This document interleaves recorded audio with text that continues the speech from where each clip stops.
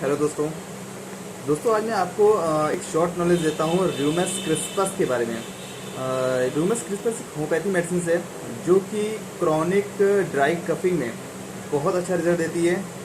जिन भी लोगों को काफ़ी लंबे समय से सूखी खांसी आ रही होती है और इस खांसी के कारण छाती में दर्द होना, गले में दर्द होना, और ये खांसी देखा जाता है कि ठंडियों के मौसम में बहुत ज़्यादा बढ़ती है और ठंडी हवाओं के कारण बढ़ती है, या फिर ठंडी चीज़ें हम लोग खा लें जैसे आइसक्रीम हो गई, या फिर ठंडा पानी पी लें। इन सब चीज़ों से खांसी का बहुत ज़्यादा बढ़ जाना, ये रूमस क्रिस्पस के सिम्टम होते हैं।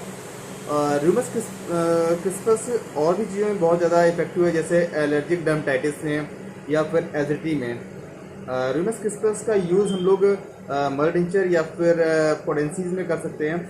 मैं जो भी मेडिसिन बता रहा हूँ आपको प्लीज़ अपने होम्योपैथिक डॉक्टर से कंसल्ट करके ही लीजिएगा दोस्तों।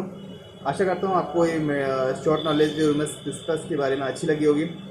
कोई भी कमेंट कोई भी कुछ पूछना हो आपको तो आप कमेंट बॉक्स में कमेंट कर सकते हैं। Okay, thank you.